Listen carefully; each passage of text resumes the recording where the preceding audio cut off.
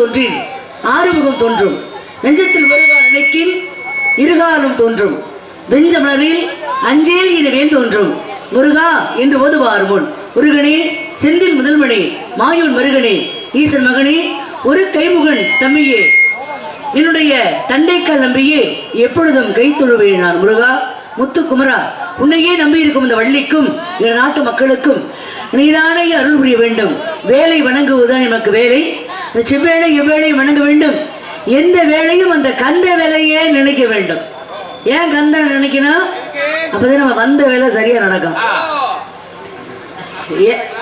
விழா யாருக்குங்க முத்துமாரியம்மனுக்கு தானே விழா விழாவை முத்துமாரியம்மனுக்கு வச்சிருந்தம்மா என்னப்பா கந்த வேலை வணங்க சொல்லுது அப்படின்னு சில அறிவாளிகளுக்கு கேள்வி எழும் எங்களுக்கு அந்த சந்தேகம் வந்துருச்சு அப்ப எதுக்காக சொல்றேன்னா நம்மளால பிறந்திருக்கிறது கலியுகத்துல சரி இந்த கலியுகத்துக்கு தலைவர் யாரு தெரியுமா யாரு கலியுக வரதன் கந்த பெருமான் சரி அதனால தலைவரை பாத்துட்டோம்னா கிராமத்துக்கு என்ன தேவையோ அது சுலபமா கிடைக்கும்ல அதுல ரெண்டு விதம் இருக்கு நல்ல தலைவரா இருந்தாருன்னா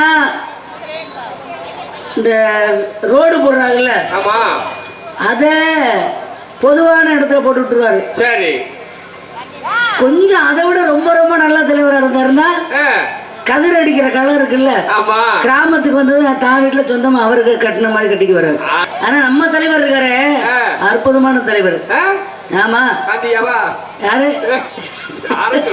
இல்லங்க இந்த கலியுகத்துக்கு தலைவர் யாரு நம்ம எல்லாருக்கும் தலைவர் ஒரே தலைவர் தான் கந்தவேல் தான்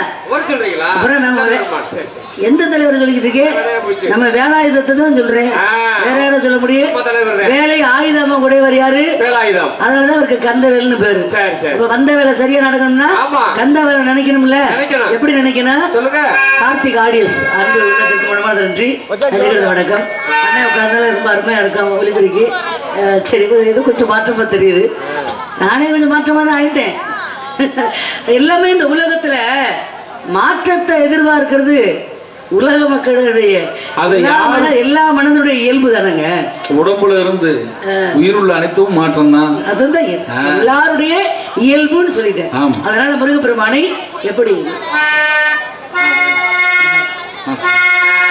முத்தமிழில் பாட வந்தேன் முருகனையே வணங்கி நின்றேன் தித்திக்கும் குமரன் பெயரில் தெய்வீக அழகை கண்டேன் முத்தமிழில் பாட வந்தேன் முருகனையே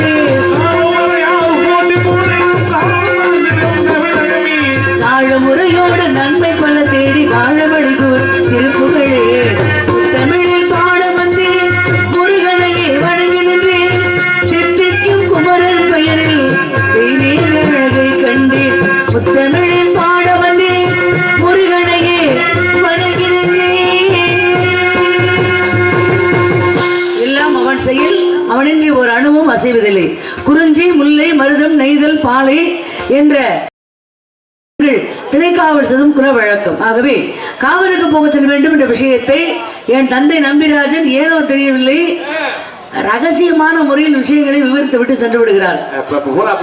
யாரு கண்ணுக்கும் தெரிய மாட்டாரு. ஆமா, என்ன அஷ்டமா சித்துக்களை கற்றவர் நாரதர் மட்டுமல்ல வள்ளியும் கூட. நீங்களும் அப்படின்னு நான் சொல்லல, சங்கரதாஸ் சுவாமிகளே பாடல்ல எழுதியிருக்காரு. அப்படின்னு சங்கரதாஸ் சுவாமி புத்தகம் வச்சிருக்க ஒரு பெரிய ஒரு அனுபவசாலி ஒருத்தர் சொன்னார். அதை வச்சு நான் தெரிஞ்சுக்கிட்டேன். நான் அந்த புத்தகத்தை பார்த்ததுல அதை ஜெராக்ஸ் எடுத்து வச்சிருக்கேன் வீட்டுல.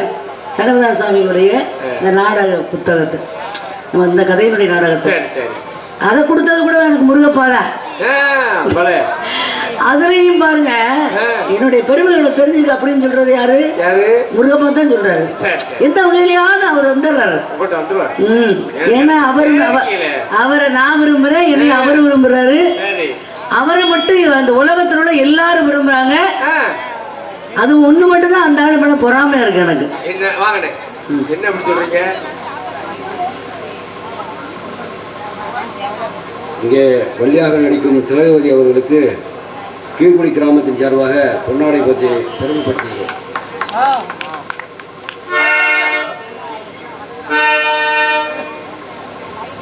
ரசித்துக் கொண்டிருடைய அன்பான ரசிகர்களுக்கும் என்னுடைய சார்பாகவும் நாங்கள் சார்ந்த கலை குடும்பத்தின் சார்பாகவும் எங்களை காரைக்குடி இசை நாடக சங்கத்தினுடைய செயற்குழு உறுப்பினர், முதற்கண் செயற்குழு உறுப்பினர் அன்பு அன்னார் மதிப்புக்குரிய ஆர்கே வேலாயுதம் அவருடைய சார்பாகவும் மனமார்ந்த நன்றியையும் பணிவான வணக்கத்தையும் தெரிவித்துக் கொள்கிறேன். நன்றி, வணக்கம். இந்த பொன்னாடை பொறுத்தது அப்படிங்கிறது நம்ம கிராமத்துக்கு வந்தாலும் கௌரவப்படுத்துறது. அதை விழாக்குழு விட ரொம்ப அருமையாக செஞ்சுருக்கீங்க. இப்படி பொன்னாடை போர்த்தும் பொழுது ரசிகர்களெல்லாம் வந்து என்ன பண்ணணும்னா ஒரு கைத்தட்டு கொடுக்கணும். ஏன் கைத்தட்டணும்னா அந்த அம்மாவுக்கு பொன்னாடை போத்துனதை நாங்களாம் ஏற்றுக்கிட்டோம், அந்த அம்மாவுக்கு ஒரு பொண்ணோட போத்தனப்பா அப்படின்னு சொல்ற மாதிரி அதை தெரிவிக்கிறது தான் அந்த கைத்தட்டல். கை தட்டாம இப்படி நாடகம் பார்க்குற மாதிரியே உட்காந்துருந்தா அதுக்கு என்ன அர்த்தம் தெரியுமா? அடையாப்பா அந்த அம்மாவுக்குள்ள ஒரு பொண்ணாடைய பத்திக்கிட்டு ஆளுங்க சும்மா இருக்க மாட்டாங்களாப்பா அப்படிங்கிற மாதிரி அர்த்தம். அதனால எனக்கு உண்மையிலேயே பொண்ணாட போர்த்துனத மனதளவுல ஏத்துக்கிட்டவங்க மட்டும் கை தட்டுங்க. அப்புறம் சொல்றீங்க ஆச்சு, நமக்கு ஓட்டு நிறைய இருக்கும் போல இருக்கு. எப்பவுமே நம்பவே கூடாதுப்பா, அந்த ஓட்டை மட்டும் இருக்கட்டும். அதனால இப்ப முருகனை எல்லாரும் விரும்புறாங்க. கைத்தட்டிய சொன்ன உடனே கைத்தட்டிய அன்புடைஞ்ச அனைவருக்கும் மீண்டும் ஒரு நன்றியை தெரிவித்துக் கொடுக்குறேன். ஏன்னா சில இடங்களை நான் அப்படி கொடுத்து பார்ப்பேன், நான் சொல்லியும் கை தட்ட மாட்டாங்க அவர்கள். என்ன நம்ம ஊர்ல வந்து நின்றுக்கிட்டு வந்து சொல்லுவாங்களோ உடனே நம்ம தட்டணுமோ அப்படின்ற மாதிரியே தோணும். அப்படியே இல்லாம கை தட்டி என்னுடைய மனதை ஆத்ம திருப்திப்படுத்திய ரசிகர்களுக்கு மீண்டும் மீண்டும் நன்றியை தெரிவித்துக் கொடுக்கிறேன்.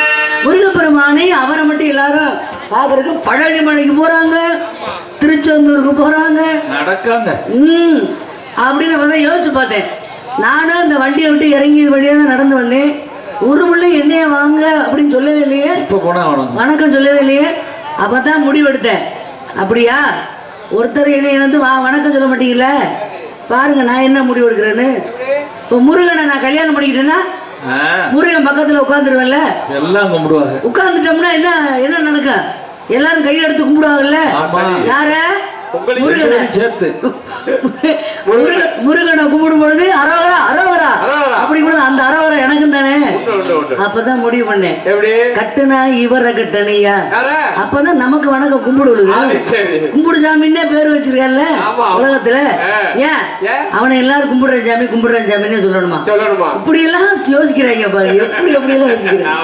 அவங்க எல்லாம் இப்படி யோசிக்க முடியும், நம்ம இப்படி யோசிக்க கூடாதா? இப்பெல்லாம் நான் அடிக்கடி எங்க சங்க தலைவர் பக்கத்துல தான் உட்கார்ந்துக்கிறது, எங்க அப்பா பக்கத்துல. ஏன்னா அவர் தலைவர், வர்றவங்க எல்லாம் சங்கத்துக்கு வர்றவங்க வணக்கம் ஐயா அப்படின்னு சொல்லுவாங்க. அவர் பக்கத்துல நம்ம உட்கார்ந்தோம்னா இந்த கும்பிடு எனக்கு தானே, எனக்கும் தானே. தொழில் நுணுக்கம் தெரியணும் முதல்ல. அதனால இந்த ஆத்தா முத்துமாரியம்மனை முதல்ல வணங்குவான். அவன் நினைச்சாதான் எல்லா பிள்ளைகளையும் காப்பாத்துவா. முத்துமாரி அம்மனுக்கு திருநாளாம் அவள் முகத்தழகை காண வரும் பெருநாளா முத்துமாரி அம்மனுக்கு திருநாளா முகத்தழகை காண வரும் பெருநாளா கேள்வி முத்துமாரி அம்மனுக்கு திருநாளா அவள் முகத்தழகை காண வரும் பெருநாளா சித்திரப்பு மாலையிலே தோரணமா அவள் சிங்கார தேர் வர ஊர்வலமா முத்துமாரி அம்மனுக்கு திருநாளா அவள் முகத்தழகை காண வரும் பெருநாளா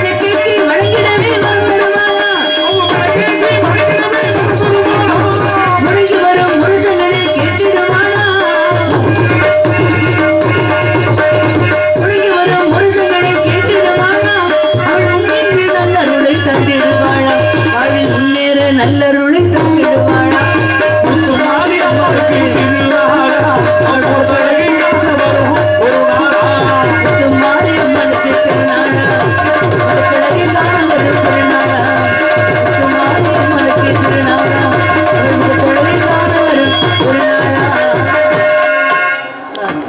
நன்றி நன்றி நன்றி. கைதட்டிய ஒரே ஒரு அன்படைஞ்சதற்கு மனமார்ந்த நன்றி. நன்றி வணக்கம். ஏதோ ஒரு சிந்தனையிலே இருக்காங்க. ஆனால் இந்த கிராமத்தை எனக்கு பிடிச்சிருக்கு. ஒரு வாரத்துக்கு முன்னாடி ஒரு ஊருக்கு போயிருந்தேன். இந்த ஊர் பேர்லாம் சொல்லக்கூடாது. ஏன்னா மறுபடியும் நம்மளை கூப்பிட மாட்டாங்க.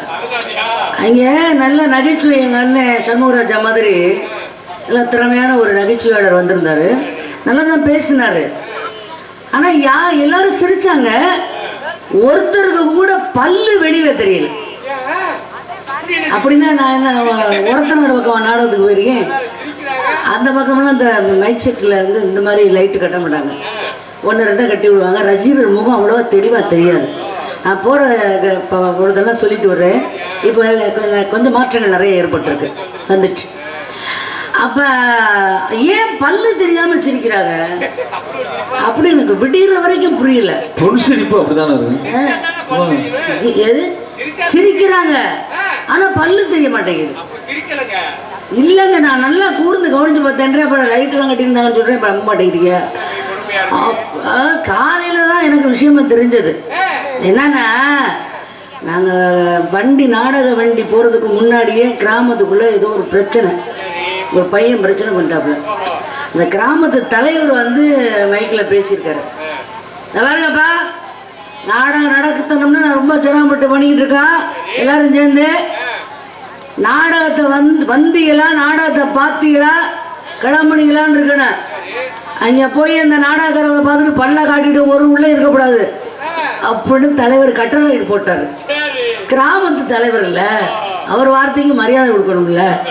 அதனால நம்ம தலைவர் பல்ல காட்டக்கூடாதுன்னு சொல்லிட்டாரு அப்படின்ட்டு எல்லாரும் பல்ல காட்டாமே சிரிக்கிறாங்க. இது நல்லா இருந்துச்சு. அப்படி சிரிச்சு பாருங்க எப்படி இருக்கும். இதெல்லாம் பரவாயில்ல. சரி 2 வருஷத்துக்கு முன்னாடி சிவராத்திரி நாடகம். சரி எள்ளு போட்டா எள்ளு எடுக்க முடியாது. கூட்டமா அப்படி கூட்ட 10 கிராமம் சேர்ந்து சபாஸ். அந்த நாடகத்தை நடத்துறாங்க. சரி அந்த ஊர் பேரையும் சொல்ல மாட்டேனா. அது அம்மத்தி கூட வைங்க. சரி ஏன்னா மறுபடியும் அந்த மாதிரி ஊருக்கெல்லாம் போனாதான் அனுபவம் கிடைக்கும். அனுபவம் கிடைக்கும். எல்லாம் ஒரே மாதிரி ரசிகர் இருந்தா அனுபவம் கிடைக்குமா? கிடைக்காது. அந்த கிராமத்துல பார்த்தா என்ன பேசுனா, ஒரு நகைச்சுவை பேசுனா கூட இவனாவது பல்லு தெரியாம சிரிச்சாங்க. சரி அங்க அப்படி கேருங்க குடிச்சுக்கிட்டே வா. ஒரு புள்ள எல்லாரும் அப்படியே எதிரிய பாக்குற மாதிரியே பார்த்துட்டு உட்கார்ந்துருக்காங்க. முட்டாமையா எனக்கு குழப்பமா இருக்கு. என்னையா எல்லாரும் நகைச்சுவை பண்ணாலும் ஒன்னும் சிரிக்க மாட்டேங்கிறாங்களே, இப்படி உருன்னு இருக்காங்களே, என்னது அப்படின்னு நினைச்சிட்டு நாடகத்தை முடிச்சாச்சு. என்கிட்ட சிவராத்திரி நாடகம்ல சம்பளம் நிறைய கிடைக்கும்ல, முக்கியமான தேதி இல்ல, அதனால அதுக்கு நாடகத்தை நடத்தியாச்சு. அப்புறம் காலையில தான் எனக்கு அப்பந்தான் விஷயம் தெரிஞ்சது. அந்த ஒரு கிராம தலைவரும் இப்படித்தான் நாட ஆரம்பிக்க முன்னாடி பேசியிருக்காரு. என்ன பேசிக்கிறார் அவரு? அந்த ஊர்ல பிரச்சனை இல்ல, பிரச்சனை வரக்கூடாதுன்னு முன்கூட்டி எச்சரிக்கையா சொல்றாரு. எப்பா அந்த எல்லாம் நல்லபடியா நாடகத்தை பார்த்து பார்க்கணும், அமைதியா பார்க்கணும், ஒரு புள்ள சிரிக்க கூடாது, சரியா? எச்சரிக்கிறேன். சிரிச்சிய நல்லா இருக்காது, அமைதியா இருக்கணும், அமைதியா இருக்கணும். அவர் சொன்ன வார்த்தை அந்த அமைதிங்கிறது மட்டும் ஆழமா மனசுல பதிஞ்சிருக்கு. தலைவர் சொல்லிட்டாரு, ஒரு வார்த்தையை மீறக்கூடாது. கிராமம் 10 கிராமம் அமைதியா இருந்திருக்குன்னா எப்படி அந்த நாடகத்தை நாங்க நடத்திருப்போம்னு ஒரு யோசனை பண்ணி பாருங்க நிலைமை. அப்புறம் தான் காலையில. ஆனா அந்த தலைவர் ஒரு விதத்துல எனக்கு ரொம்ப பிடிச்சிருந்தது. அமைதியா இருக்கணும்னு சொல்லிட்டாரு. சொல்லிட்டு போடாரு. நல்ல வேலை ஒரு புள்ள மூச்சு விடக்கூடாது அப்படின்னு சொல்லியிருந்தாரு. அந்த 10 கிராமத்து நிலைமை என்ன ஆயிருக்கு? ஏன்னா அப்படியெல்லாம் நடக்குது சில இடங்கள்ல. அந்த மாதிரி எங்களுடைய அனுபவத்தை சொல்லிட்டு இருக்கு. அப்படியெல்லாம் இல்லாம இந்த மாதிரி ரசிக்கணும். நம்ம என்ன எதிர்பார்ப்போம் அதை கொடுக்குறாங்கல்ல, அதனால பிடிச்சிருக்கேன்னு சொல்றேன், வேற ஒண்ணு இல்ல. முருகனை நான் விரும்புறேன், இது உலகம் அறிஞ்ச விஷயம். ஏன் விரும்புறேன்னு யாருக்கா தெரியுமா? ஏன் விரும்புறீங்க? ஏதோ ஒண்ணு அவர்கிட்ட எனக்கு பிடிச்சிருக்கு, அதை விரும்புறேன். இதை கேட்டு நீங்க என்ன புரியுது? தெரியாம கேக்குறேன். அதனால முருகனை எப்படி விரும்புறேன் அப்படிங்கிற விஷயத்த சொல்றேன்.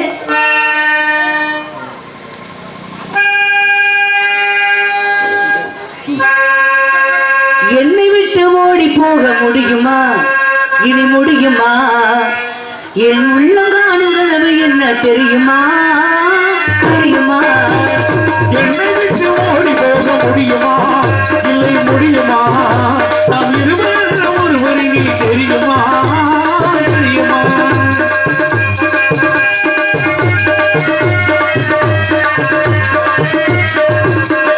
கண்ணுக்குள்ளே புகுந்து அதில் சொன்ன பெண்ணே, எண்ணத்திலே இருந்ததில் இடம் பிடித்த பெண்ணே, நன்றி தந்தை சம்மதித்த பெண்ணே, சம்மதித்த பெண்ணே, வாழ்வில்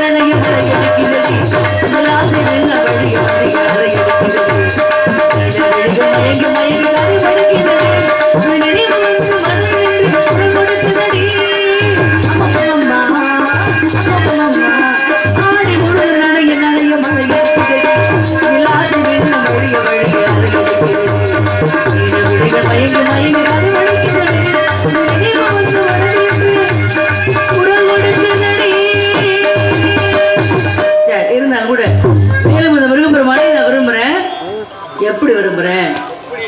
ஆமாம், ஐயாவுக்கு பாட்டு தான் பிடிக்கும் போல.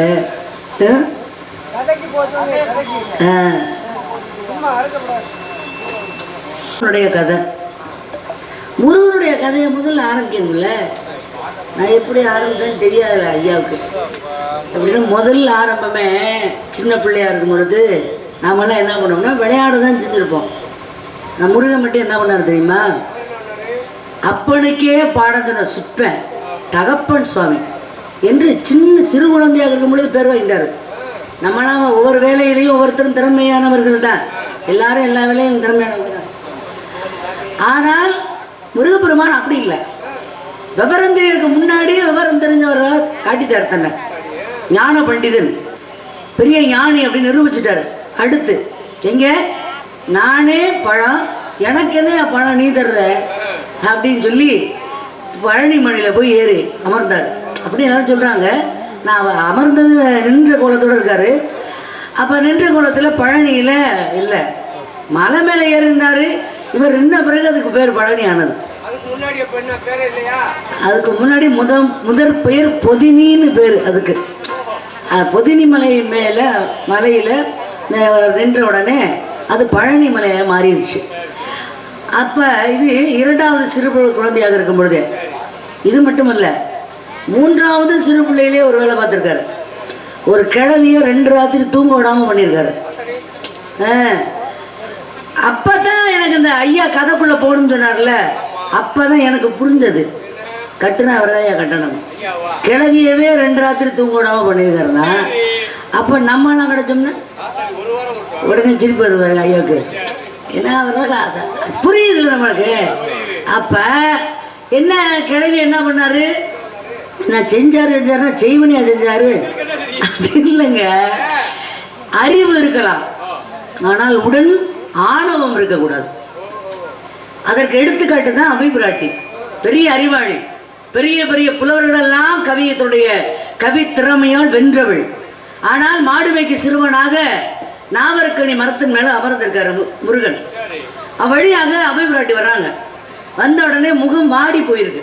பார்த்த முருகன் கேட்குறாரு, என்ன பாட்டி முகம் ரொம்ப வாடி போயிருக்க, பசியா இருக்கீங்களா? ஆமாப்பா ஆமாப்பா, 2 பழம் வேணா பறிச்சு போடவா? போடு சாமி அப்படி. என்ன பண்ணார் முருகன்? கிழவி ரொம்ப திமுறானவ, பணிவா இருக்கவர் நடிக்கிறாள் அப்படின்ட்டு புரிஞ்சுக்கிட்ட முருகன். சரி பாட்டி, பழம் பறிச்சு போறேன், சுட்ட பழம் வேணுமா சுடாத பழம் வேணுமா? கிழவி யோசிக்க ஆரம்பிச்சுட்டா. என்ன சிலிண்டர் 5000 சொல்றாங்க, ஒரு சிலிண்டர் வாங்க அவ்வளோ சிரமம் இருக்கு காரைக்குடியில். இந்த மேலே சுட்டா பழங்கிறானே, எப்படி சுட்ட பழம் போடுவேன்? இந்த பொடிப்பைய நம்மளை வேலை பார்க்க பார்க்குறானே அப்படின்ட்டு கிளவி சுதாரிச்சிச்சு. சரி தம்பி, 2 சுட்டா பழமா போடு அப்படின்னா. எப்படி எதை வச்சு சுடுவாங்க பார்த்துருவோம் அப்படின்ட்டு முருகன் யோசிச்சாரு. சுட்ட பழம்னானே கனிகளை பறிச்சு போடலை. பறிச்சு போட்டால் காய் செங்காய் கனி எல்லாம் வந்துடும். மரக்கிளையை மட்டும் இப்படி ஆட்டினார். மரக்கிளை ஆட்டினா என்ன பண்ணோம்னா கனிந்த பழங்கள் மட்டும்தான் கீழே விழும். கீழே விழுந்த அவர் யோசனையை பாருங்க. ஏன் பறிச்சு போடலாம்ல, வேணுங்கிறத எடுத்து சாப்பிடட்டும்னு இல்லை. சுட்ட பழம் கேட்டால கிழவி அப்படின்னு சொல்லி மரக்கிளை ஆட்டோன்னா கனிந்த பழங்கள் கீழே உதிர்ந்தது. கீழே சட்டுன்னு நாவற்பழம் விழுந்தா அன்னைக்கு பார்க்குறோம்ல, மண் ஒட்டிடுதா? எடுத்து பார்த்தா கிழவி மண் இருந்துச்சு. அப்படின்னு இந்த மண்ணை ஊதுலாம். முருகன் கேட்டார் மேல இருந்து, என்ன பாட்டி பழம் சுடுதா? இந்த ஊதுறீங்களே அப்படின்னு கேட்டாராம் முருகப்பெருமான். அப்பதான் பாடுறா அபிப்பிராட்டி, கருங்காலி கட்டைக்கு வாய் நானா கோடாரி, இருங்கதலி தண்டுக்கு நானும் பெருங்கானில் காரியருமை மேய்க்கின்ற காளைக்கு நான் தோற்றேன், ஈரிரவு துஞ்சாது என் கண் அப்படின்ற கவியை பாடுறா. இப்படி என்ன அர்த்தம்னா, கருங்காலி கட்டை இருக்குல்ல, அதை விட்டது ரொம்ப சிரமம். எவ்வளவு பெரிய கோடாரியா இருந்தாலும் நெளிஞ்சு போயிடும். அவ சொல்றா, பெரிய பெரிய புலவர்களெல்லாம் கருங்காலி கட்டையெல்லாம் பார்த்தவனா, பெரிய பெரிய கருங்காலி கட்டையெல்லாம் பார்த்தவன். அதுக்கெல்லாம் நெளியாத இந்த கோடாரி தன்னை சொல்ற கோடாரின்னு இந்த சின்ன வாழைத்தண்டு கிட்ட போய் வெட்ட முடியாம நெளிஞ்சிட்டேனே அப்படின்னு சொல்லி 2 ராத்திரி தூங்காம இதே சிந்தனையில இருந்திருக்கா. சின்ன பையன் அப்பதான் முடிவு பண்ணேன், கிளவியவே 2 ராத்திரி இருந்தாலும் தூங்கோடலையே நம்ம கிடைச்சோம்னா எத்தனை ராத்திரி தூங்க விடாம ஒவ்வொரு கிராமங்களுக்கு போய் என்னுடைய பெருமைகளை சொல்லு. நீ சொல்லலன்னாலும் ஐயா மாதிரி ஆளுங்க கதைக்குள்ள போ. அப்ப என்னுடைய பெருமையா, முருகனுடைய பெருமையை சொல்றாரு ஐயா. அதை சொல்லலைன்னா பண்ண அந்த விஷயத்த நான் சொல்லியிருப்பேனா? அப்ப முருகப்பெருமான் அவர் ரூபத்துல வந்து முருகன் என்னுடைய பெருமையை சொல்லுத்தா, அதை விட்டுட்டு சம்மந்தம் இல்லாம ஏதாவது சொல்லிக்கிட்டு இருக்கக்கூடாது, புரியுதா? அப்படிங்கிற விஷயங்களை உணர்த்துகிறாரு முருகப்பெருமான். அதனாலதான் முருகனை நான் கட்டிக்கணும்னு முடிவு வந்தேன். அது எப்படி அவரை விரும்பியிருக்கேன் அப்படிங்கிறத இப்ப நான் சொல்றேன். இந்த மாதிரி சேர்ந்துட்டோம்னு வச்சுக்கோங்களேன் என்ன நடக்கும் அப்படிங்கிறத எல்லாம் கற்பனை பண்ணி பார்த்துக்கிட்டே இருங்க. முகம் ஒரு நிலா விடுகிற புலா, அடடா 3 நிலா, இரவினில் வரும் இளமையின் உலா, இது ஒரு காதல் விழா, அடி போவை சூடு போவில் இடங்கொடு. முகம் ஒரு நிலா விடுகிற புலா, அடடா